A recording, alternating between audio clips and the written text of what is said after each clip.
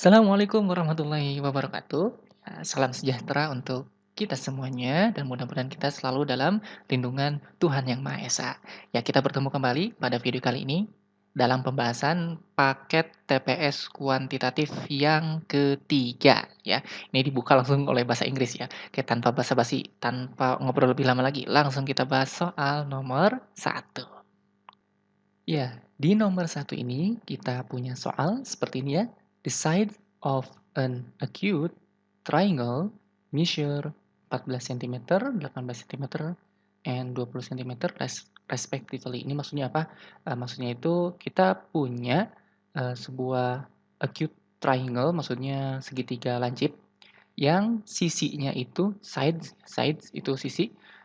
Measure itu maksudnya berukuran 14 cm, 18 cm, 20 cm respectively itu masing-masing ya. Berarti kita punya segitiga, sebuah segitiga lancip dengan masing-masing ukurannya 14, 18, 20. Berarti ya kita gambarkan seperti ini ya. Anggap seperti inilah.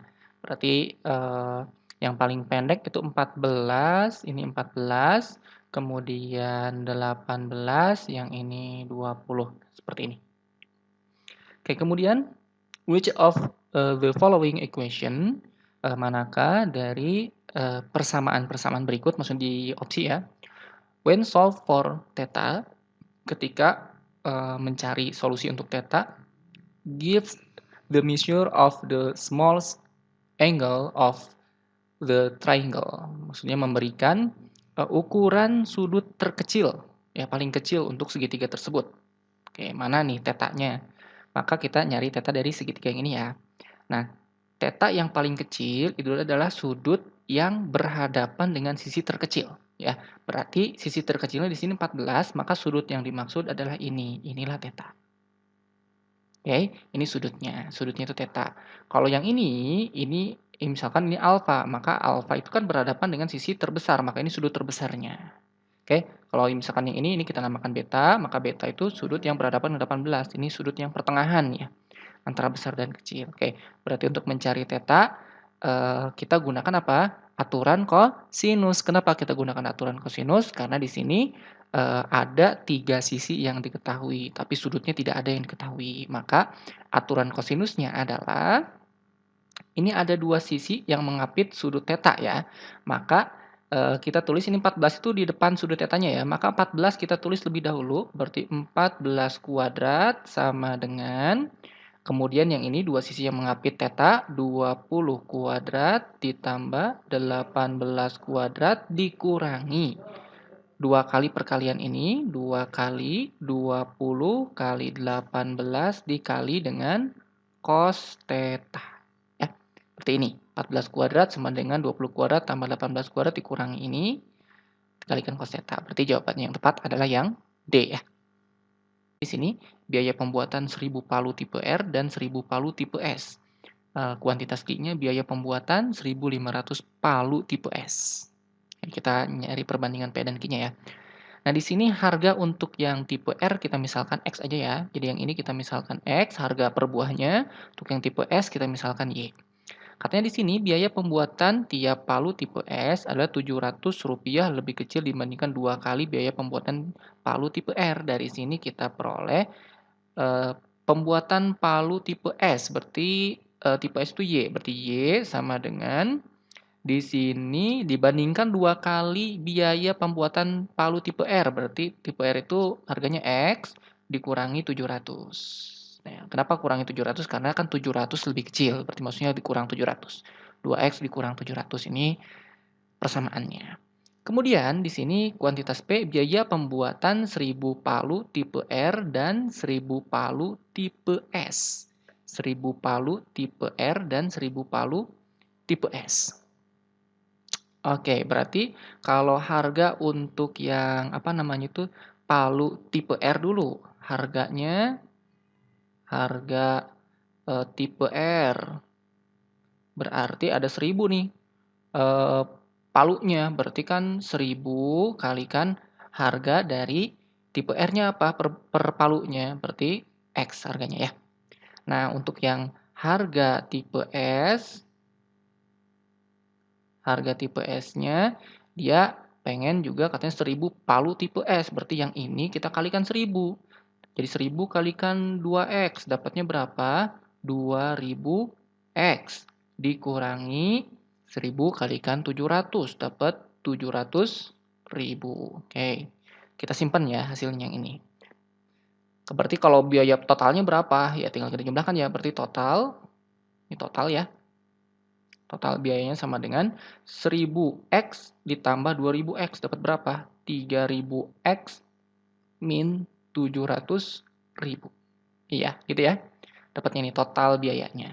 Nah, berikutnya untuk yang Ki, biaya pembuatan 1500 palu tipe S. Nah, tipe S itu kita gunakan rumus ini. Berarti yang untuk yang Ki, harganya itu berapa nih? Harganya sama dengan yang 1500 kalikan ini ya. Berarti 1500 kalikan 2 dapat berapa nih? Dapat 3000x dikurangi 1500 kalikan 700. Nah, berapa tuh?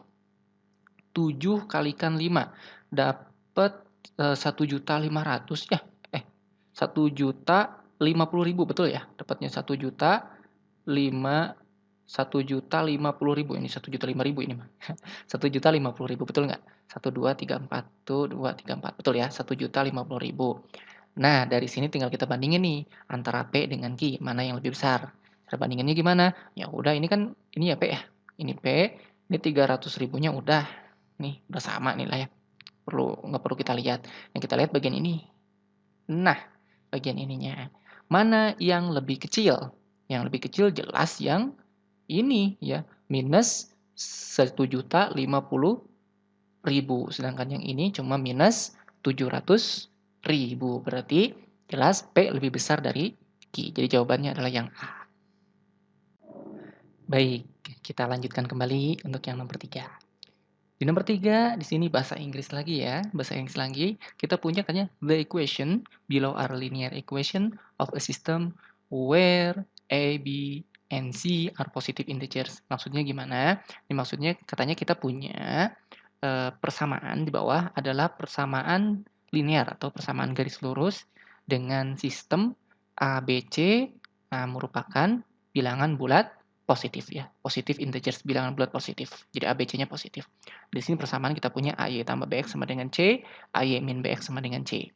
Nah, di sini yang ditanyakan, which of the following describe the graph of at least one such system of equation in the standard XY coordinate plane. Nah, maksudnya manakah deskripsi berikut yang merupakan mendeskripsikan intinya. Manakah deskripsi berikut yang mendeskripsikan paling tidak satu dari sistem persamaan ini ya pada sistem koordinat kartesius itu koordinat plane XY, standar XY. Nah, ini gimana nih? Di sini kita punya persamaan AY tambah BX sama dengan C. Ini kalau persamaan garis lurus kan identik dengan gradien ya. Dengan gradien-gradien kayak gitu. Maka kita cari dulu ini gradiennya berapa. Caranya gimana? Caranya ya boleh kita menggunakan rumus ya. Atau boleh juga dengan cara seperti ini. Caranya yang bagian X kita pindah ruas. Jadi nanti dapat AY sama dengan min BX tambah C gitu ya. Kemudian masing-masing bagi A. Jadi kita buat si Y-nya sendiri. Nanti dapat Y sama dengan, berarti masing-masing bagi A min B per AX ditambah C. Maka gradien dari persamaan ini adalah ini.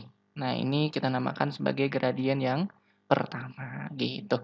Nah, berikutnya untuk yang gradien ini gimana cara nyarinya? Sama juga. Berarti ini AY sama dengan min B-nya kita pindah ruas, dapat BX ditambah C. Berarti nanti Y sama dengan apa nih? Masing-masing bagi A, berarti B per AX ditambah C. Nah, di sini kita punya gradiennya adalah B per A. Ini adalah M2. Ya, ini adalah M2. Nah, di sini kita punya gradien seperti ini. Ini ciri-ciri gradien untuk apa sih? Kalau sejajar, di sini kan ada two parallel line. Two parallel line. Nah, kalau untuk yang parallel line ini maksudnya dia sejajar ya. Di sini dia sejajar. Kalau sejajar, ini gradiennya harus sama. M1 sama dengan M2. Nah, yang ini mungkin nggak gradiennya sama M2 dengan M1-nya. Sedangkan ABC-nya itu bilangan bulat positif. Ingat 0 itu nggak masuk ke positif ya, berarti 0 nggak masuk ke B dan A. Berarti dari 0 ke atas. Ini kira-kira mungkin nggak ada yang sama? Nggak mungkin, karena di sini negatif dan yang ini positif. Berarti nggak akan pernah terjadi bagian yang ini. Ya.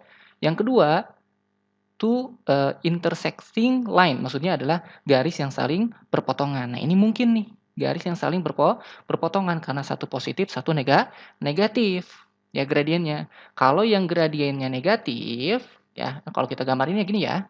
Nah, kita gambarin gradien yang negatif itu arahnya gini ya, dia miringnya ke sini, ke kiri. Ini gradien negatif. Kalau yang gradien positif, dia miringnya ke kanan. Jadi mau nggak mau dia pasti akan berpotongan di satu titik. Oke, berarti yang kedua betul. Dan ketiga, a single line. Berarti ini garis yang sama katanya.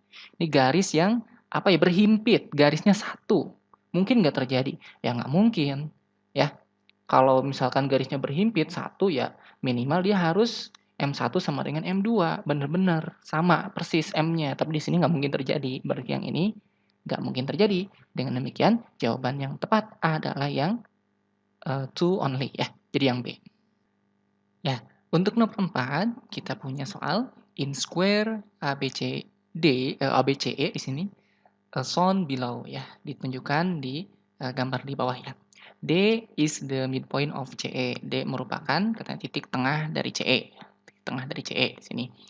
Which of the following is the ratio of the area of segitiga ADE to the area of segitiga ADB? Nah, di sini tanya, manakah di antara rasio berikut yang merupakan perbandingan dari daerah atau luas segitiga ADE dan luas segitiga ADB? ADE dan ADB ini bentuknya persegi. Kalau bentuknya persegi berarti panjang AB sama dengan panjang BC. Ya udah deh, kita misalkan aja ya untuk perbandingan itu biasanya sih apa ya, berapapun panjang si perseginya ya nggak jadi masalah, kita ambil aja misalkan panjang perseginya yang gampang-gampang misalkan 2 lah. Ini 2 gitu ya. Berarti untuk segitiga ADB berapa sih luasnya? ADB berarti ini setengah alas kalikan tinggi ya, setengah alas dikali tinggi. Berarti setengah alasnya di sini 2, tingginya jelas ini ya. Nah, ini tingginya nih. Berapa tingginya? Ya 2 juga. Berarti hasilnya adalah ya coret, coret, berarti dapat 2, simpan dulu. Nah, kemudian segitiga ADE. Segitiga ADE. Ya, segitiga ADE berarti ADE. Nah, ini setengahnya. D itu kan tengah-tengah ya, tengah-tengah EC. Berarti ED itu setengahnya dari 2, 1. Yang ini 2, berarti ini siku-siku di sini. Ya, berarti rumusnya adalah setengah A kalikan T. Setengah kali alasnya apa? Misalkan alasnya 2 boleh. Tingginya 1. Berarti hasilnya adalah 1. Maka ADE banding ADB ya hasilnya adalah 1 dibanding 2. Gitu ya. Jadi jawabannya yang B. Untuk nomor 5, XY sama dengan 89 dan X sama dengan Y min 2. Kuantitas P-nya sama dengan Y dan kuantitas Q-nya sama dengan 0. Ya, berarti kita nyari dulu nilai Y-nya ya. Nah, di sini kita punya persamaan Y sama dengan Y dikurangi 2. Nah, Y kurangi 2 ini kita substitusi ke persamaan pertama. Kita tulis dulu ya. Kita punya XY sama dengan 89 ya. X-nya kita ganti dengan Y min 2. Y min 2 kalikan Y sama dengan 89. Ya, Y kalikan Y dapat Y kuadrat dikurangi 2Y, gitu ya, Y kalikan min 2. 89-nya kita pindah ruas dapat min 89 sama dengan 0. Nah, kemudian ini kita cari akarnya dengan cara difaktorkan. Tapi ini kayaknya nggak bisa difaktorkan. Kenapa? 89 itu kayaknya bilangan prima ya. Dia nggak bisa difaktorin. Dengan demikian, kita gunakan rumus ABC ya. Sehingga kita peroleh Y sama dengan, nanti rumus ABC apa? Min B plus minus akar B kuadrat dikurangi 4AC per 2A gitu ya. Jadi hasilnya sama dengan min B, min 2, ini B-nya ya. Min 2 dapat plus, berarti 2 plus minus akar min 2 kuadrat. B-nya ini ya, min 2. Min 2 kuadrat dapat 4 dikurangi 4. A-nya 1. C-nya minus 89 per 2A, 2 kalikan 1. Jadi hasilnya sama dengan 2 plus minus akar, ini berapa nih? Hasilnya ya 4, ini min 4 kali min 89 dapat plus 4 kali 89 per 2, gitu ya. Nah, ini kemudian dibagi 2. Jadi yang pertama positif, 2 plus akar 4 tambah 4 kali 89 per 2. Yang satu lagi 2 min akar 4 tambah 4 kali 89 per 2. Yang ini nilainya, nah ini ya, ini nilainya positif, lebih dari 0 ya. Karena positif 2 ditambah sekian, positif juga dibagi 2 positif. Nah, kemudian yang ini 2 dikurangi. 4 tambah 4 kali 89, ini 489 udah 300 sekian. Akar dari 300 sekian kan udah lebih dari, berapa? Lebih dari 17 ya. 2 kurangi 17 otomatis hasilnya negatif. Jadi bagian yang ini dia negatif atau kurang dari 0 ya, kurang dari 0. Jadi nilai Y-nya itu bisa positif. Jadi Y-nya bisa positif, Y-nya juga bisa negatif gitu. Di sini P-nya Y. Kalau ambil yang lebih dari 0 yang positif, jelas P-nya lebih besar dari Q. Tapi kalau ngambil Y-nya yang negatif, jelas P-nya kurang dari Q. Dengan demikian apa jawabannya? Jawabannya adalah yang D. Jadi informasi yang diberikan tidak cukup. Oke? Ya, di nomor 6, di sebuah segitiga siku-siku ABC, rasio panjang dari dua sisinya adalah 2:5. Jika luas segitiga ABC adalah 20, maka panjang dari sisi hipotenusanya adalah. Ya, di sini katanya rasio panjang dari dua sisinya ini ada yang kurang ya, ada yang kelewat. Maksudnya di sini rasio panjang dari dua sisinya yang saling tegak lurus. Jadi kalau misalkan kita gambarkan segitiga siku-siku ya, segitiga siku ABC. Kita A, misalkan B, C, maka yang dimaksud 2:5 itu yang mana? Maksudnya sisi ini. Nah, ya, sisi ini. Jadi, misalkan yang ini 2, yang ini 5. Perbandingannya kayak gitu. Berarti 2x, 5x. Jadi ini ada yang kurang ya. Jadi harusnya rasio panjang dari dua sisinya yang saling tegak lurus. Jadi bagian yang ini. 2x, 5x. Ya. Yang ditanya itu adalah sisi hipotenusanya. Hipotenusa itu nama lain dari sisi miring. Di sini AC ya. Di sini yang tanya itu ini. Oke, di sini yang diketahui luas segitiga ABC. Nah, luas segitiga ABC rumusnya apa sih? Luas itu setengah alas dikalikan tinggi. Nah, katanya luasnya itu 20. Alasnya di sini 5x, tingginya 2x. Berarti setengah kali 5x kali 2x sama dengan 20. 2x-nya langsung kita coret ya. Coret, dapat 5x kuadrat sama dengan 20. Dapat x kuadrat sama dengan 4, maka x-nya hasilnya adalah 2. Dengan demikian, panjang ini berapa? 5x. X-nya ganti dengan 2. 5 kali 2, 10.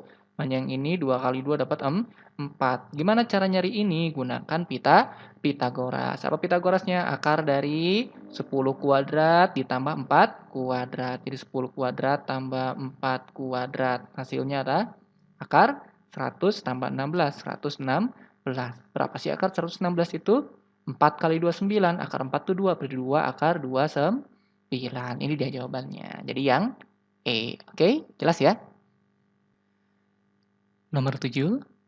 Berdasarkan survei pada sebuah perusahaan, 20% pegawai memiliki handphone tahun 1994. Ini maksudnya mungkin gini ya.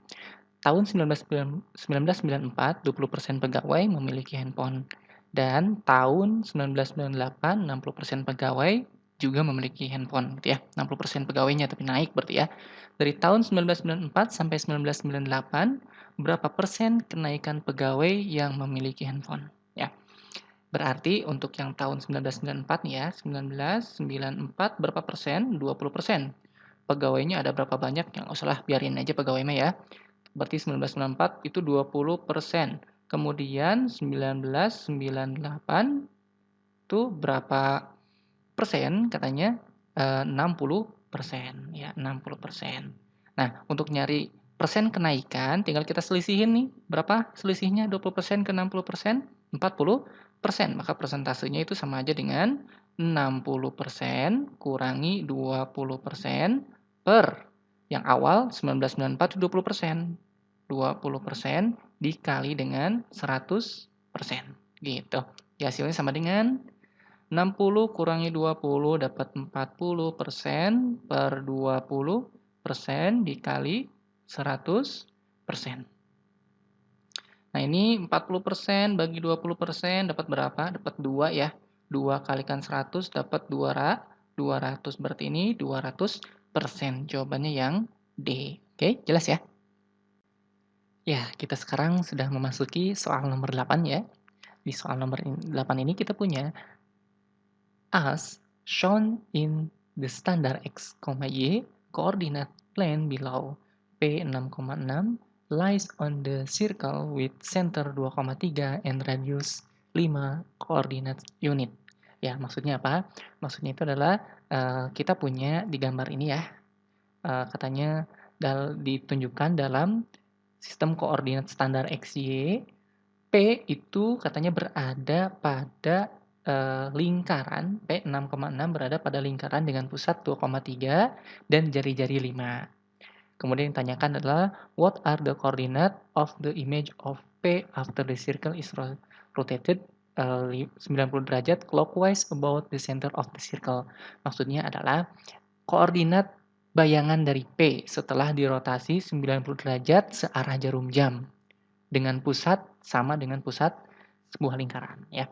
Di sini kita pusatnya ini ya 2,3. Berarti kalau kita tarik ini, nah ini ke sini berarti ini jari-jari ya, jari-jarinya 5. Nah, dia diputar 90 derajat searah jarum jam, berarti perputarannya ke sini ya. Nah, gitu. Berarti nanti dapat 90 derajat sini berarti ya, kira-kira. Nah, sini. Berarti ini di sini siku-siku jelas ya. Nah, ini siku-siku. Nah, segini siku-siku. Ini 5, ini 5. Gitu. Nah, sebenarnya sih kalau dari sini, dari gambar ini udah jelas kemungkinannya adalah yang ada Y-nya negatif. Di sini yang Y-nya negatif cuma yang C doang ya. Betul ya? Tapi nggak apa-apa lah, kita periksa aja dulu. Kita periksa dulu. Nah, caranya gimana? Caranya adalah di sini kan kita namakan sebagai P aksen ya. Kita namakan sebagai P aksen. P aksen itu yang ini. 2,3, 3,2 atau sampai 7,3.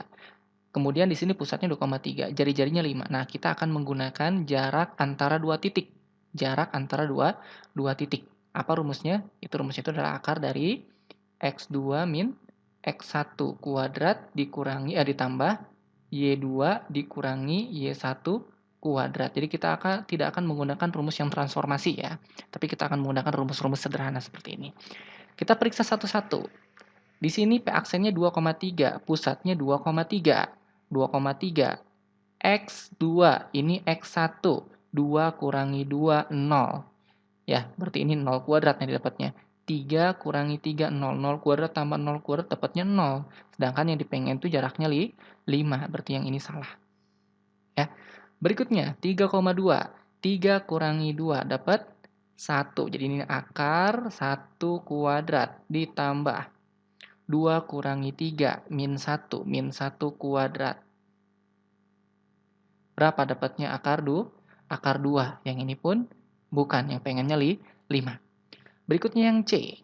5 kurangi 2 dapatnya 3. Berarti akar dari 3 kuadrat ditambah min 1 kurangi 3, min 4 kuadrat. Berapa ini? 9 tambah 16 akar 25.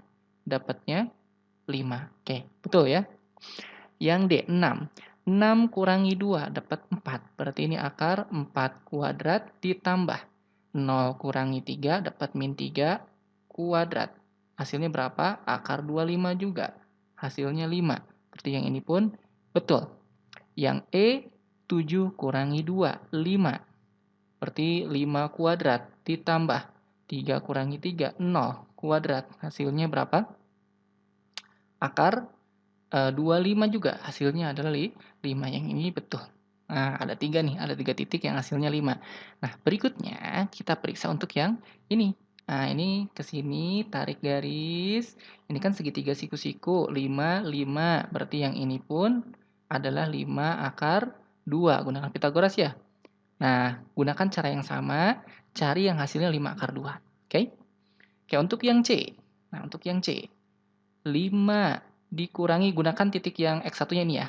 5 kurangi 6 dapat min 1 kuadrat ditambah min 1 kurangi 6 dapat min 7 kuadrat. Berapa dapatnya?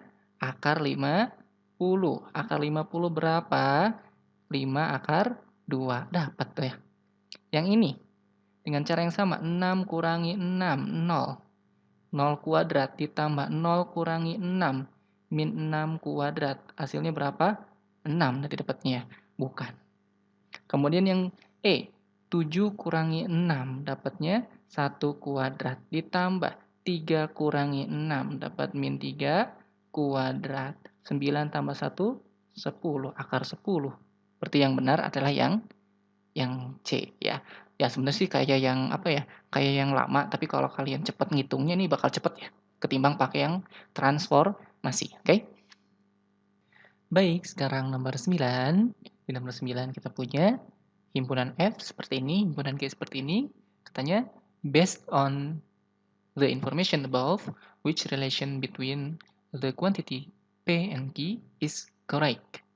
Jadi berdasarkan informasi di atas, manakah relasi antara P dan Q yang benar? Ya. Di sini P-nya adalah the mean of set F dan Q-nya adalah the standard deviation of set G. Maksudnya ini rata-rata dari himpunan F dan yang ini standar deviasi dari himpunan G. Ya, berarti kita cari dulu rataan dari himpunan F. Di sini rata-rata dari himpunan F kita misalkan F bar aja lah. F bar sama dengan, nah caranya boleh kita jumlahin semua, nanti dibagi berapa? 5 ya. Jadi 28 tambah 29 tambah 30 tambah 31 tambah 32 bagi 5. Atau dengan cara lain boleh. Cara lainnya gimana? Ini kan 32. 2-nya kita kasihin ke sini. Jadi 30 ini ya. Yang ini 2-nya udah diambil tinggal 30. Satu yang ini 31, satunya kasihin ke 29. Jadi tinggal 30. Yang ini jadi 30. Yang ini tetap 30. Berarti 30, 30, 30, 30, 30. Berarti rata-ratanya pasti 30. Ya, karena angkanya semuanya sama. Oke, dengan cara yang sama, untuk nyari G bar pun sama ya, G bar atau rata-rata dari G ya. Ini 50 kasihin 20 ke sini, jadi dapat 30. Ini 50 kurang 20 dapat 30, 40 kasihin 10 ke sini dapat 30. Yang ini tinggal 30, berarti ini 30 tetap. 30, 30, 30, 30, 30, berarti G barnya 30 juga. Oke, jelas ya, berarti yang ini yang P udah dapat 30 ya. Nah, sekarang yang Q. Yang Q katanya standar deviasi dari himpunan G. Sebenarnya sih standar deviasi itu dia kan sistemnya error sebenarnya ya, menghitung galat atau jarak masing-masing data terhadap rata-ratanya. Nah, biasanya standar deviasi itu selalu kurang dari, ya standar deviasi ya, biasanya sih kurang dari X bar atau kurang dari rata-ratanya. Jadi ini bisa langsung dapat P kurang dari maaf, P besar dari Q ya, langsung dapat. Tapi untuk membuktikan ya nggak apa-apa lah kita cari yang standar deviasinya ya. Nah, standar deviasi rumusnya apa? Akar dari sigma X I dikurangi X bar kuadrat ya, per banyaknya data N ya. Berarti kita cari nih satu-satu sama dengan ini rata-rata 30, ini 10. 10 kurangi 30 dapat min 20. Dikuadratkan, berarti sama aja dengan 20 kuadrat. Ditambah. 30 kurangi 20 dapat 10. 10 kuadrat. Ditambah lagi. 30 kurangi 30, 0. Berarti 0 kuadrat. Ditambah lagi. Kemudian 30 kurangi 40 dapat 10 kuadrat. Ditambah lagi. 30 kurangi 50, min 20 dikuadratkan sama aja dengan 20 kuadrat ya. Per 5. Jangan lupa diakarkan. Akarkan. Sama dengan ini 400 tambah 100, 500 tambah 0 tetap 500, 500 sama 500 1000 ya. Berarti akar dari 1000 dibagi 5. Hasilnya adalah akar dari 200. Akar 200 berapa? 10 akar 2. Jelas 10 akar 2 kurang dari 30 atau P-nya lebih besar dari Q ini ya. Jadi P-nya lebih besar dari Q. Jadi jawabannya yang A. Ya, kita sekarang memasuki nomor terakhir ya, nomor 10. Di nomor 10 ini katanya, look at the picture. Kemudian, the complete graph of the function f is shown in the xy plane above. For what value of x is the value fx at its minimum. Nah, ini maksudnya apa? Katanya kita punya grafik ya lengkap dari fungsi f yang ditunjukkan pada gambar. Ini katanya forward value of x is the value fx its minimum. Maksudnya adalah untuk nilai x berapa, nilai fx-nya minimum. Di sini nilai fx minimum ada di sini. Nah, ini minimum. Saat x-nya berapa? Ya udah tinggal lihat aja. Ini kan titik 0,0. Ini berarti min 1, ini min 2, ini min 3. Berarti x-nya min 3. Dapat deh. Ya, berarti x-nya min 3. Dengan demikian, jawabannya adalah yang B. Oke, jelas ya? Ya, cukup segitu pembahasan paket 3, pada video kali ini ya. Mudah-mudahan bermanfaat dan bisa difahami dengan baik ya. Dan insya Allah kita akan ketemu pada pembahasan atau video pada pembahasan paket yang keempat ya berikutnya, oke?